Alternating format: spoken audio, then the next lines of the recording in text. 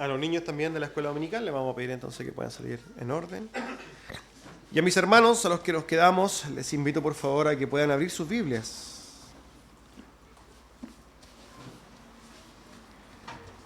En la primera carta a los Corintios.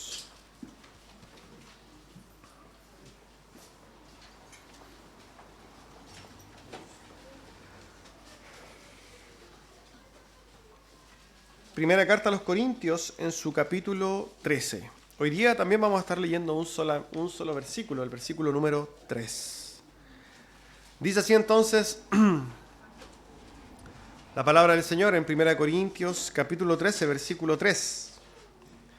Y si repartiese todos mis bienes para dar de comer a los pobres, y si entregase mi cuerpo para ser quemado y no tengo amor, de nada me sirve. Hermano, tome asiento, por favor. Antes de comenzar la exposición, recordamos nuestros horarios en la semana. Día miércoles tenemos oración congregacional. Y el día viernes a las 8 también de la tarde, estudio bíblico. Y el día del Señor hoy día desde las 11 de la mañana. Están todos cordialmente invitados. Amados, el título del sermón de hoy es Sacrificios sin amor. La semana pasada, ¿cierto? A modo de introducción, la semana pasada estuvimos exponiendo solamente el versículo 2, versículo inmediatamente precedente al que acabamos de leer ahora. Donde el apóstol Pablo, ¿cierto? Está hablando, o nosotros pudimos hablar de lo que estamos hablando hace bastante rato en este capítulo 13, y es que tiene que ver con la superioridad del amor en la iglesia. El amor es algo deseado por Dios para la iglesia y es más importante para Dios que cualquier tipo de don, ya sea un don de lengua, don de ciencia, profecía o fe, que es lo que hemos visto hasta el momento en los primeros dos versículos de esta primera carta a los Corintios en su capítulo 13. El amor es más importante. No hay camino más importante para el creyente que seguir el camino del amor. Ahora bien, teniendo claro esto, nos vamos a introducir entonces a este versículo 3, que nos dice entonces, si repartiese todos mis bienes para dar de comer a los pobres, y entregase mi cuerpo para ser quemado y no tengo amor, de nada me sirve. Hermanos, como nosotros ya sabemos, y quizás esto sirve para las personas que no vienen o no están, contextualizadas con esto, el apóstol Pablo está haciendo referencia, o el tema de fondo abarcado desde los capítulos 12 y lo que llevamos del capítulo 13, gira todo, absolutamente todo, en torno a los dones espirituales. Si pensamos nosotros, ¿cuál es el punto de fondo? ¿Qué es lo que el apóstol está enseñando? ¿Cuál es el tema central? O el que podríamos decir que adorna todas las palabras del apóstol Pablo, justamente exhortar respecto del tema de los dones espirituales. Ya en el versículo 1 del apóstol Pablo y en el versículo 2, entonces, ha hecho referencia, por ejemplo, al don de lenguas, al don de la profecía, al don de la ciencia, al don de la fe.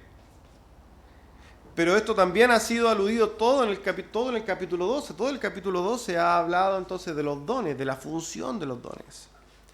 Y hago esta aclaración porque alguien podría pensar que ya el apóstol Pablo en este sentido, en este versículo, ya no está hablando de dones. Alguien podría decir, bueno, repartir todos mis bienes no tiene que ver con dones. Y la respuesta es sí. El apóstol Pablo va a seguir hablando de dones. Y cuando el apóstol dice estas palabras, y si repartiese todos mis bienes para dar de comer a los pobres, está hablando de un don también espiritual. Un don del cual no se habla mucho. ¿Por qué? Porque cuando generalmente la gente habla de dones, hace referencia básicamente a los dones sobrenaturales, a los que el apóstol Pablo ya ha hecho alusión, y que hoy día quizás son los más conocidos por las iglesias en general. don de lenguas, don de ciencia, don de profecía, son lo que se conoce. Pero hay un don, que es el don de repartir, o don de dadivosidad, algunos le llaman. Es un don espiritual dado por Dios. Es la capacidad especial dada por Dios a un creyente de repartir con gozo. Está de la mano con el don de la misericordia, ¿cierto? Que mira a los demás y dice, él está en necesidad y yo Dios pone en el corazón un despojo, yo doy de mis cosas. Ese es un don también dado por Dios. Lo que podemos entender entonces es que el apóstol Pablo está haciendo referencia a un don espiritual también. Pero como no es algo nuevo, el apóstol Pablo también va a llevar este don de la dadivosidad a la máxima expresión posible. Si pensamos en el don de manera lineal, es la capacidad, como hemos dicho, o el don, el sentir que pone Dios por medio del Espíritu en una persona para repartir de sus bienes. Pero en general, si nosotros pensamos en esto, nosotros, muchos quizás en la iglesia hoy día tienen este don podemos nosotros entender que es un don que está vigente al día de hoy, y podemos verlo en incluso algunos hermanos al día de hoy diciendo, miren, la verdad es que yo estoy preocupado de las necesidades de mi hermano y no tengo problema, yo doy de estas cosas. Quizás antes no era así, no sé, pero ahora en la iglesia tengo un amor genuino, un amor diferente por la iglesia y yo doy y me despojo. Esto sucede en la iglesia y hay muchas cosas. Y nosotros derechamente aquí en la misma iglesia podemos ver que hay personas que tienen este don, efectivamente, incluso el día de hoy. Ahora, como hemos dicho, el apóstol Pablo lleva este don a la máxima expresión posible. ¿Por qué? Porque si bien nosotros pensamos en alguien que tiene el don de dadivosidad hoy día, nadie da todas sus cosas. O sea, incluso yo, por ejemplo, particularmente puedo tener el don de dadivosidad, pero yo voy a dar de mis bienes, voy a repartir de lo que yo produzco trabajando, yo voy a dar, pero nunca voy a dar todo. ¿Alguien daría todo? Pensemos en este caso hipotético. Una persona que viene a esta iglesia, pero lo da absolutamente todo a los demás. Para los pobres, para los que están en necesidad, para los que tienen situaciones económicas más difíciles. Si lo escuchamos así, literalmente, como que no me causa un impacto, la verdad que no. Pero quiero que usted se ponga entonces en esta situación. Usted mismo. Padre de familia, por ejemplo. Que usted, por ejemplo, se esfuerza y trabaja todos los días por alimentar a sus hijos, darles ropa, ¿cierto? Un hogar, quizás algunos tienen su casa, algunos arriendan, algunos tienen su vehículo, ¿cierto? Tienen sus muebles. Aquí el apóstol Pablo está diciendo que él, en un caso hipotético, vuelvo a repetirlo, en un caso imaginario, si él tuviese ese don, él, en esa posición, repartiría todo. Eso querría decir que usted vendería todas sus cosas, su casa, su auto, su bicicleta, su PlayStation que algunos tienen, su ropa, entregaría su comida y se quedaría absolutamente sin nada. Si nosotros viéramos hoy día un hermano que hace eso, nosotros le diríamos, oye hermano, pero no seas irresponsable, eso no puede hacerlo, tienes familia, preocúpate por ellos, ¿no? Sería inimaginable para nosotros. E incluso, difícilmente alguien hoy día podría hacer eso. Quizás en contextos donde una persona no tiene, y en situaciones donde hay iglesia de Cristo, donde las necesidades son diferentes. Quizá un misionero que se queda solamente con su ropa. Pero en iglesias hoy día, particularmente aquí, en sociedades como las que vivimos nosotros, en nuestro contexto particular, eso es algo impensable. Si nosotros, imaginemos ahora, de nuestra propia iglesia, el hermano que está al lado suyo sí lo hace. Viene aquí el hermano Juanito, que se congrega aquí con nosotros lo conocemos, hemos ido a su casa, y de repente ese hombre vendió absolutamente todo. Llegó a pie, porque antes llegaba en auto, pero ahora llegó a pie. Y nosotros vemos que hace rato viene con la misma ropa, porque no tiene más ropa. Y nosotros nos damos cuenta de que ese hombre vendió absolutamente todo y lo repartió a los demás hermanos. La voz se va a recorrer al tiro. Oye, el hermano Juanito repartió todas sus cosas, todos sus bienes, no tiene nada. ¿Cómo miraríamos entonces a ese hermano? Tendríamos que mirarlo con admiración, ciertamente. Sería un ejemplo derechamente a seguir. Sería una persona, podríamos decir, que está fuera de nuestro alcance hablando espiritualmente. Él sí que es cristiano, él sí que él entiende. Yo la verdad es que no me comparo con él. Hermanos amados, el apóstol Pablo está llevando a su máxima expresión este don de dadivosidad. Él entonces dice, yo daría todo a los pobres. El apóstol Pablo, y aquí quiero hacer una aclaración, no tiene la intención, en lo absoluto, de poner esto como parámetro para la iglesia cristiana. No es la exhortación, no es el afán del apóstol Pablo ponerse en esta situación para que todos entonces demos nuestras cosas para los pobres. Quizás nosotros vamos inmediatamente a relacionar esto de dar todo con los pobres con el encuentro de Jesucristo y el joven rico, ¿no? Nosotros todos conocemos esa historia. Jesucristo caminando se encuentra con el joven rico. ¿Qué tengo que hacer para heredar la vida eterna? Bueno, vende todas tus cosas, dale a los pobres y sígueme. Hay una interpretación histórica muy mala respecto a este tema, de una manera literal, lo que quizás fue como la chispita que encendió una teología que se conoce como la teología de la liberación, desarrollada en el siglo XX, que tuvo mucho auge y fue básicamente ecuménica porque pasó desde los católicos hasta presbiterianos, metodistas, un entendimiento, una forma de creer que Dios tenía preferencia por los pobres y que básicamente todos teníamos que anhelar esa pobreza. ¿Para qué? Para que Dios nos diera su favor o para alcanzar algún grado de santidad. Se desarrollaba eso así, se pensaba. Pero el afán de Cristo no era básicamente pedirle al hombre que fuera pobre porque por ser pobre iba a ser bueno, no. Lo que Cristo hizo es confrontarlo con la ley, diciéndole, tú tienes un Dios por delante de mí, que es otra cosa. Por tanto, debemos aclarar que no es la meta a seguir para un cristiano el vender todas sus casas y ser pobre, no, hermanos. Eso es tomar una superficialidad de la Escritura, pero no ir al corazón de la Escritura. No ir al sentido real de lo que el apóstol Pablo quiere expresar aquí. Nosotros dijimos, hermanos amados, que el título del sermón es Sacrificios sin amor. La palabra sacrificio, en su etimología, en el original, para hacerlo en palabras simples, tiene que ver con hacer esfuerzos o hacer algo y darle una connotación sacra, santa. Es hacer algo y darle una connotación santa. Eso es la raíz de la palabra de sacrificio. Ahora, el apóstol Pablo está hablando aquí entonces de que alguien que tiene un don puede llegar a sacrificarse, pero puede llegar a hacerlo sin amor.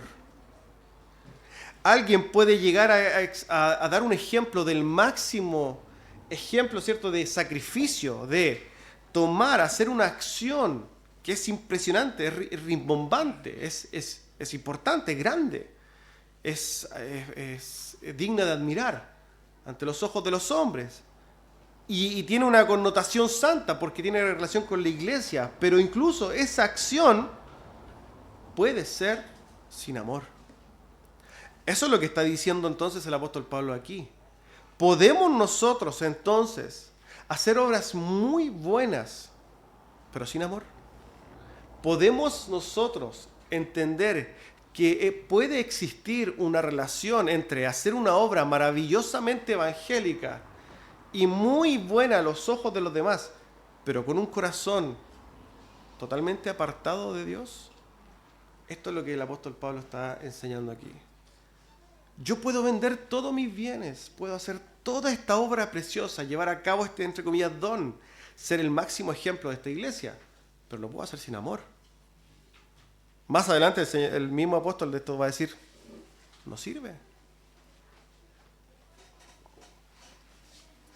Esto nos debe hacer reflexionar. ¿Existe la posibilidad de hacer cosas buenas, pero con un corazón que no le agrada a Dios? La respuesta es sí. Fíjense que hoy día para nosotros quizás la palabra filantropía es una palabra muy conocida. Nos relacionamos, ¿cierto? La filantropía se define como amor a la humanidad. Y derechamente nosotros vemos a una serie de personas con muchos recursos económicos, millonarios, que son filántropos, que aman a la humanidad. ¿Y qué pasa? De repente van y envían un montón de dinero a países en África donde no tienen que comer. Y wow, lo hacen. Pero en la gran mayoría de las veces, y aquí no vamos a hacer una radicalidad porque entendemos que más de algunos sí lo puede hacer con un entendimiento diferente. La gran mayoría de esas personas hacen grandes obras no porque realmente le interese la humanidad, es más porque le interesa su nombre. ¿Por qué? Porque que te digan filántropo es wow. Un millonario que digan filántropo. Bill Gates, yo creo que dice que deberíamos todos los multimillonarios dar, no sé, el 50% de su riqueza. ¿Realmente Bill Gates ama a la humanidad? No. Lo que hay detrás, hermanos, son intenciones perversas y viles. Ahora, esto lo llevamos a una acción rimbombante, grande, ¿no? De una persona que incluso no es cristiana, una persona mundana. No sé, derechamente podemos pensar en la Teletón, ¿no? ¿Cuántas personas van a la Teletón y dicen, no, yo voy a dar 10 millones de pesos, 100 millones, viene aquí el gerente general de Carosi y entonces viene a dar 100 millones de pesos? ¡Wow! ¡Qué hermoso! ¿Cómo se preocupa por la gente que está en necesidad? Pero nosotros sabemos que es un negocio. Porque a ellos no les interesan los niños con discapacidad. A ellos les interesan que cuando ellos vendan su marca, la gente la compre porque se supone están ayudando. Estas son acciones grandes. Pero en la aplicación para nosotros, en el microambiente, en el corazón tuyo, hermano, preguntémonos nosotros cada uno, ¿podemos nosotros hacer cosas que se vean bien, pero con un corazón sin amor? Y la respuesta es sí. La respuesta es 100% sí. Y lo que quiere hacer el apóstol Pablo, por tanto, aquí es mostrar la importancia del amor. Lo que es más importante realmente, que es el amor. Hermanos, yo puedo aquí, dentro de la misma iglesia, ver un hermano que tiene frío. Y está el corazón perverso del hombre. Y yo puedo decirle en privado, hermano, esto no salga de aquí. Te voy a dar mi chaqueta, pero te la voy a pasar cuando te vayas, que nadie sepa. O el corazón engañoso dice, uy, hay harta gente mirando. Voy a sacarme la chaqueta y se la voy a pasar. Nuestro corazón es tan perverso, hermanos, que muchas veces, en vez de anhelar el bien de los demás, podemos hacer una acción muy linda ante los ojos de los demás, pero lo que queremos es aplauso. Lo que queremos es ser admirados. Porque el problema es el corazón. Nuestro perverso y orgulloso corazón. Yo puedo aquí pararme en el púlpito y hacer una exhortación elocuente, brillante, ¿cierto? Usar tecnicismos y usar palabras rimbombantes. ¿Para qué? Para que toda la gente diga, wow, qué nivel de conocimiento que tiene el hermano que se subió a predicar o a dar el estudio. Pero yo me puedo parar aquí, hermanos, haciendo todas esas cosas con un corazón orgulloso y diciendo, yo quiero que la gente me aplaude y vea mis dones. No me interesa mucho que entienda, que aprenda, que sea edificada. Me interesa más que ellos vean mi capacidad de entender y de saber cosas.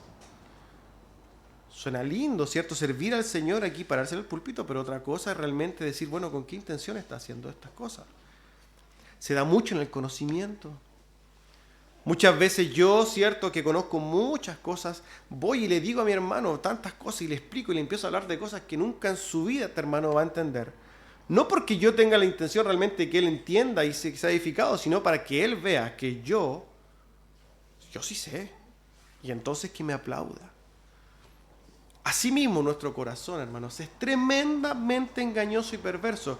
Y yo lo que quiero es que nosotros, cada uno, podamos meditar en la profundidad de nuestros corazones y ver si es que nuestras buenas acciones que nosotros hacemos muchas veces realmente están motivadas por el amor o por un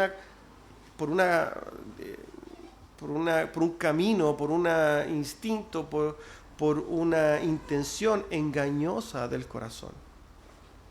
tenemos que ser cuidadosos.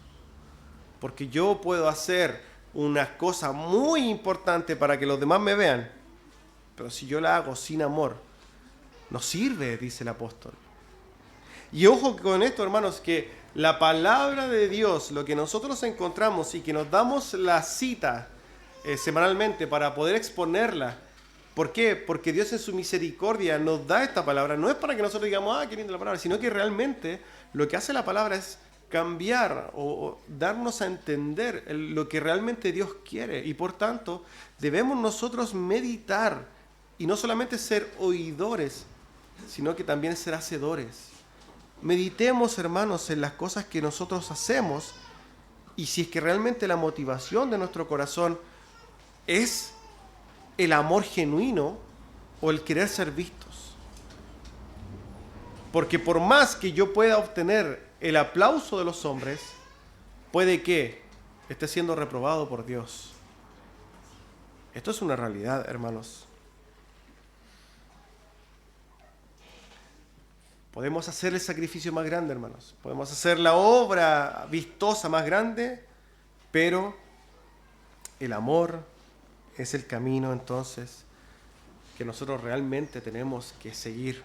Ahora, fíjense lo que dice el apóstol Pablo, y dejando claro esto, que nosotros podemos hacer cosas engañosas, que podemos hacer cosas que se ven bonitas, pero que ante los ojos de Dios son reprobadas.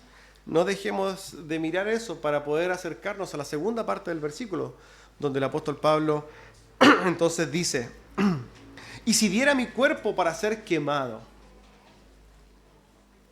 La idea, hermanos, en primer lugar, que quiero dejar claro, es que el apóstol no está transmitiendo o no tiene la intención de tampoco poner un parámetro para los creyentes. ¿Para qué? Para que se suiciden. No es así. Nosotros, cuando estudiamos la historia de la iglesia, nos vamos a dar cuenta de que en los primeros 3 siglos del cristianismo, la persecución a los creyentes era en momentos terrible. Terrible. Y vamos a encontrar muchos testimonios de algunos hermanos que murieron en ese tiempo, que ellos se entregaban al martirio.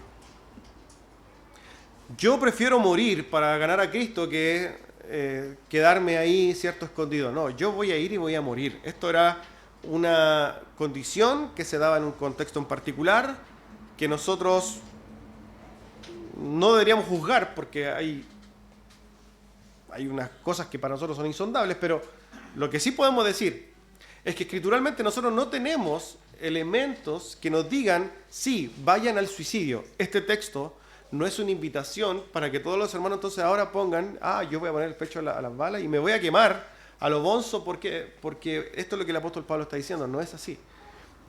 El apóstol Pablo está apuntando a lo mismo que en la primera parte del versículo. Si pensamos, hermanos, en una persona que tiene fe, que no tranza sus verdades, que está dispuesto incluso a morir por esa verdad, nosotros vamos a darnos cuenta que esa persona es un ejemplo de la fe, ¿no? Si nosotros pensamos en ejemplos de la fe, vamos a darnos cuenta de que ciertamente en la historia hay muchos hermanos que murieron por la fe.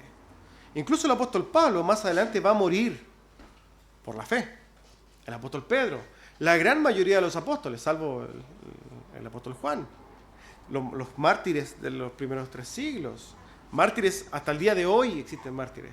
Quizás podríamos pensar en algunos hermanos que le tenemos algún cariño muy especial quizás, y que sí fueron mártires también.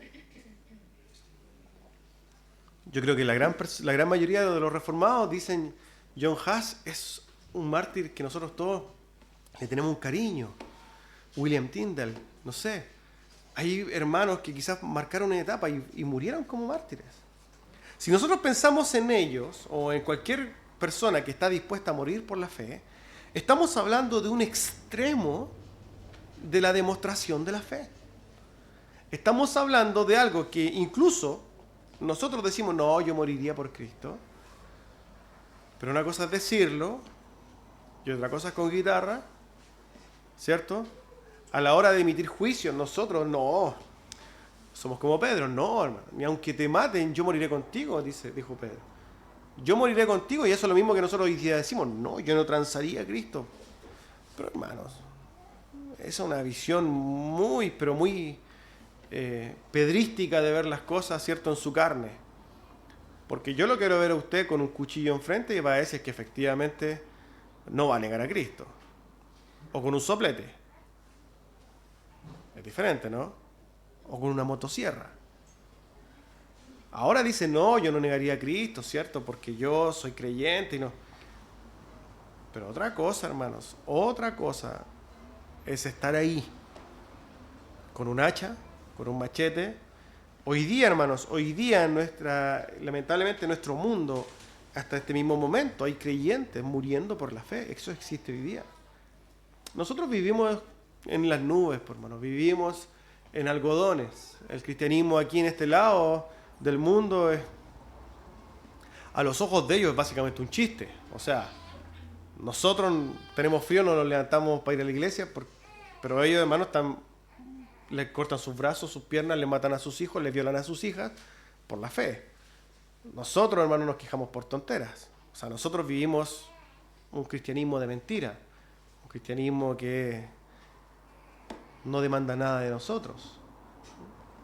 Nuestro cristianismo, hermanos, para muchos creyentes de verdad es una vergüenza, y eso es una realidad. Hermanos que han muerto, entonces, hermanos que mueren por la fe, son y deberían ser para nosotros un ejemplo de una máxima para seguir o para ver. Si nosotros pensáramos en alguien aquí, hermanos, y aquí tratemos de llevar esto a nuestra realidad. Imaginemos acá que empieza una persecución en este país a los cristianos. Puede ser que venga a ser una persecución a este país en algún momento. Hoy día lo vemos muy lejano. Pero imaginemos que nosotros estamos en un contexto donde la iglesia hoy día realmente es perseguida. Y de repente, hermanos, vemos que el hermano Renato no llegó a la iglesia. ¿Por qué? Porque hace 2 días, hermanos, lo tomaron de las autoridades, no negó su fe y lo decapitaron. Sería fuerte, ¿no? Alguien que vemos, que creció con nosotros, que amamos, que es parte nuestra, ver que murió por la fe. Él sería un ejemplo para nosotros. Ahora, el punto del que está hablando el apóstol Pablo. Él podría haberse entregado incluso a morir. Pero si lo hace sin amor, si lo hace con un corazón alejado de lo que el Señor quiere, no sirve. Para los ojos de los hombres, esto es wow. Pero si está hecho con un corazón pervertido, orgulloso, que busca la gloria propia, no le sirve, por muy vistoso que sea a los ojos de los demás. Hermanos, fíjense que algunas personas han traducido el quemarme como gloriarme. Esto tiene que ver con la etimología de la palabra griega. Hay una discusión. En general, todos traducen la palabra como quemarse, pero algunos dicen que la palabra debería ser y si diera mi cuerpo para gloriarme. Al final no hay mucha diferencia. ¿Por qué? Porque el sentido que quieren plantear el apóstol Pablo es este. Si yo hiciera un sacrificio tal que incluso me quemarían a mí, pero lo que yo busco es gloriarme, efectivamente, lo que yo busco es la gloria propia, y es sin amor, entonces no sirve.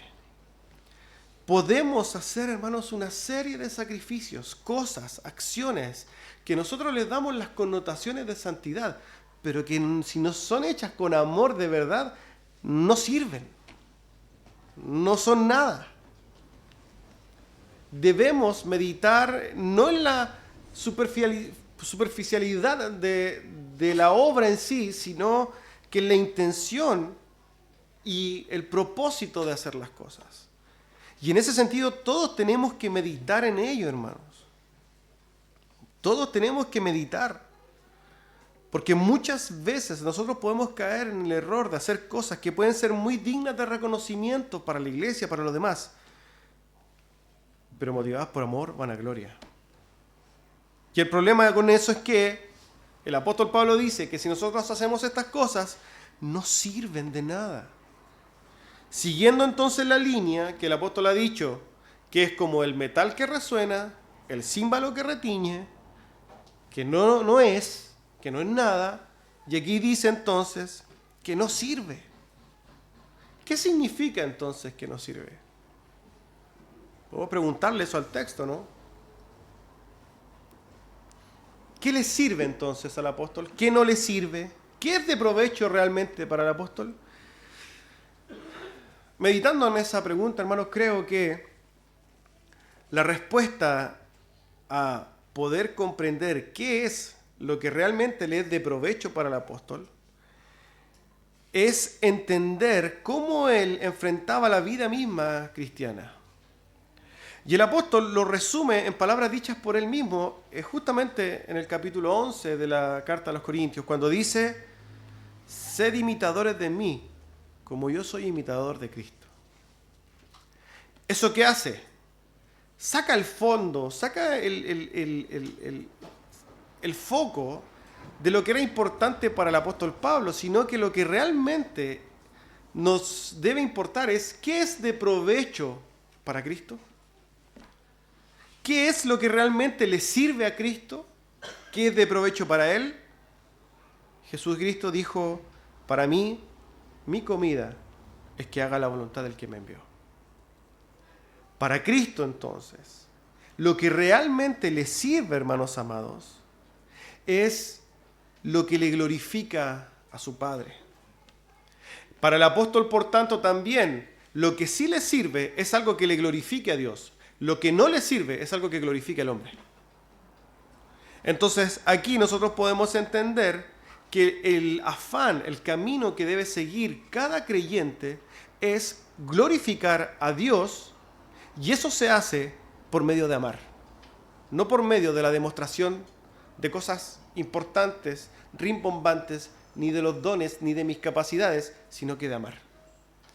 A Dios no le interesa tanto cuánto tú te muestres, sino que le interesa cuánto amas. Fíjense que el otro día, antes de ayer, nuestra hermana Nicole compartió un comentario de William Hendrickson que lo encontré maravilloso y muy acorde con esto. Lo que más importa, dice, no es lo que somos ante la opinión de los hombres, sino lo que somos en los ojos de Dios. Esto es una realidad. No importa, hermano, qué piense tanto el hombre de nosotros. No busquemos la gloria de los hombres. Esa es una búsqueda que cansa y que por lo demás, ante los ojos de Dios, no importa. Lo que nosotros debemos seguir es lo que realmente a Dios le importa. Y Dios quiere para su iglesia que nosotros, hermanos, nos amemos. Que usted haga las cosas con amor. Que usted ame. Eso es lo que el Señor quiere. Quiere que la iglesia se ame, que se preocupe del otro, que haga las cosas genuinamente por el bien del otro. No para buscar gloria, no para buscar aplausos, no para buscar reconocimientos, sino para buscar el bienestar de los demás. Debemos reflexionar muy bien, hermanos, en esto. ¿Por qué? Porque el apóstol Pablo va a concluir más adelante diciendo: haced todo con amor. ¿Por qué? Porque la Biblia, hermanos, la Biblia está pero repleta de la exhortación a vivir vidas en las cuales los creyentes amen a sus hermanos. Está repleta. Yo tengo algunas cosas aquí, pero pocas. Colosenses 3. Por encima de todo, vestidos de amor, que es el vínculo perfecto. Palabras del mismo apóstol Pablo. Vístanse de amor. No vístanse de dones, no se vistan de cosas wow, no se vistan de renombre, vístanse de amor, dice el apóstol. Efesios 4. Con toda humildad y mansedumbre, soportándoos con paciencia los unos a los otros en amor. Romanos 12. El amor sea sin fingimiento. Aborreced lo malo, seguid lo bueno. Pero después también dice: amaos los unos a los otros con amor fraternal. En cuanto a honra, y fíjense lo que dice el apóstol Pablo aquí.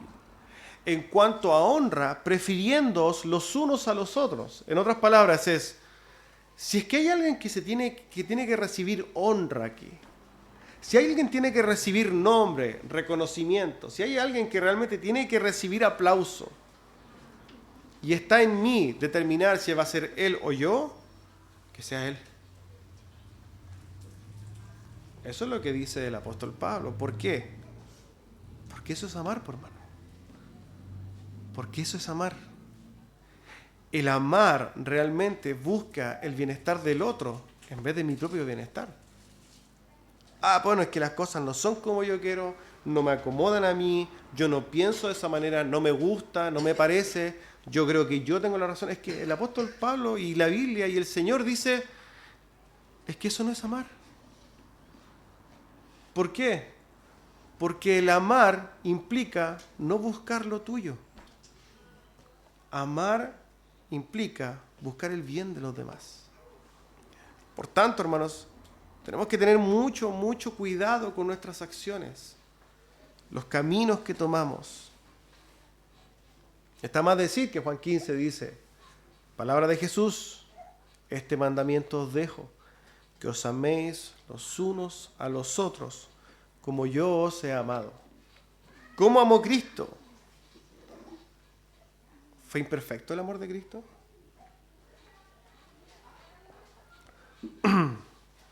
¿Fue egoísta el amor de Cristo?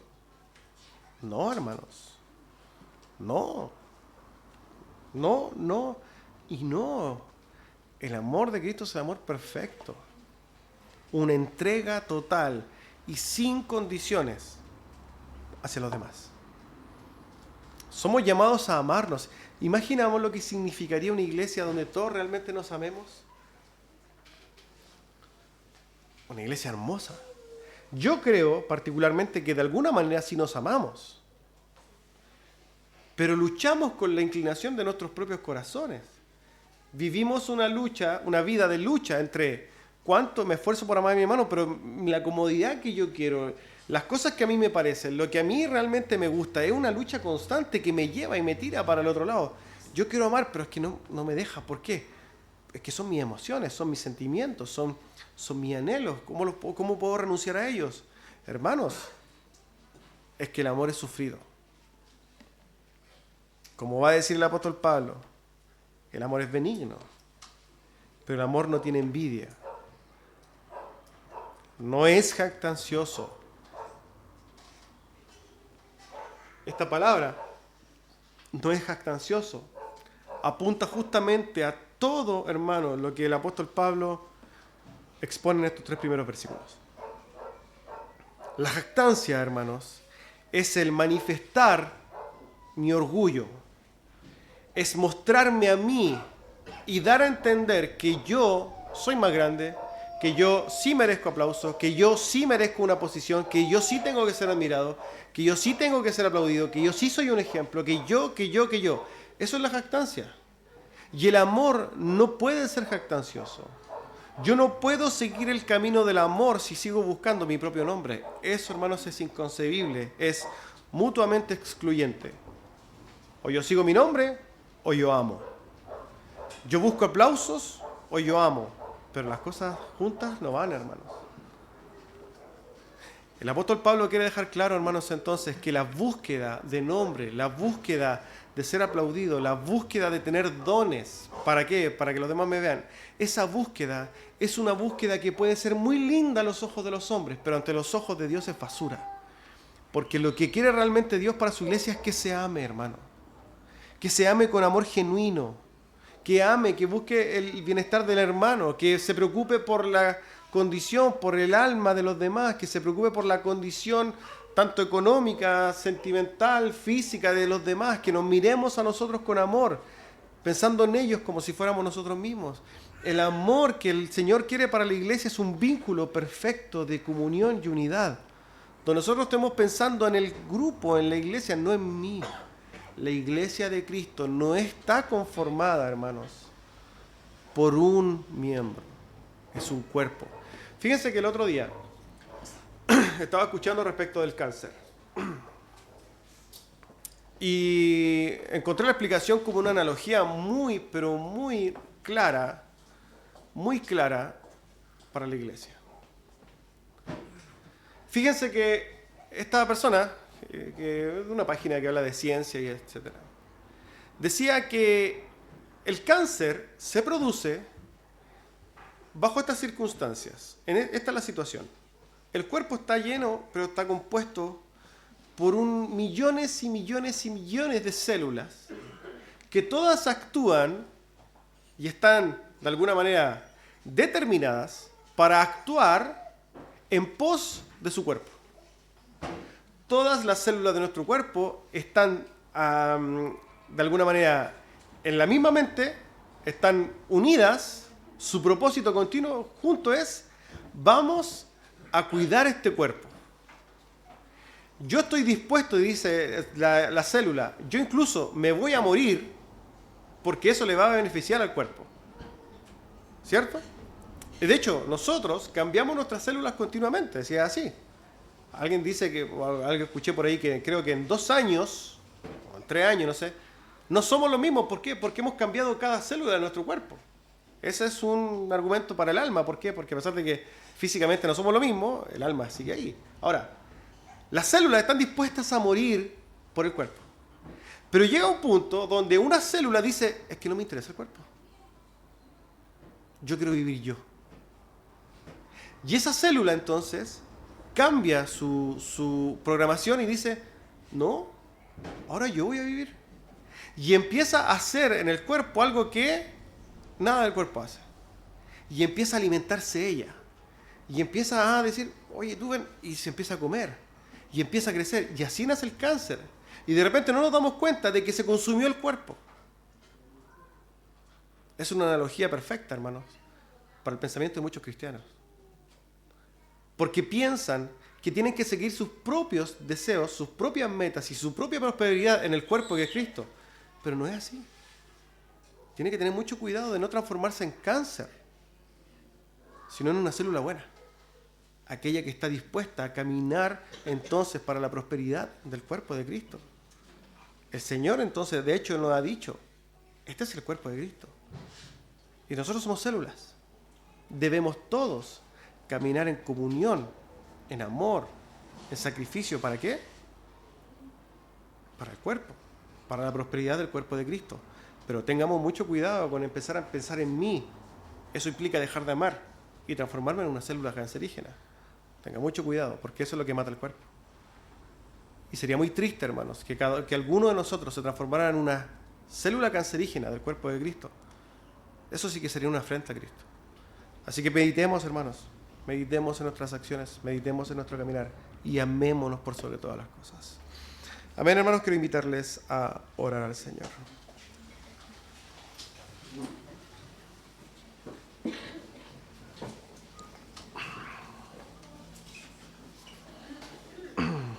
Amado Dios, damos gracias, Señor, por su palabra, rogando, Señor, a usted que nos ayude a unirnos, a amarnos, a caminar conforme a sus propósitos, Señor. A que podamos también tener una metanoia continua para poder avanzar, para poder crecer, Señor, y glorificarle a usted. Ayúdenos a meditar a cada uno de nosotros, Señor, que realmente nuestro caminar debe ser para su gloria, Señor. Ayúdenos a estar atentos a la vanagloria. Atentos, Señor, a poner nuestros ojos en nuestros intereses, en nuestra prosperidad propia. Y ponerlo, Señor, en el cuerpo de Cristo por el cual usted murió. Gracias, Señor. Gracias le damos en el nombre y por los méritos de nuestro amado Señor Jesucristo. Amén.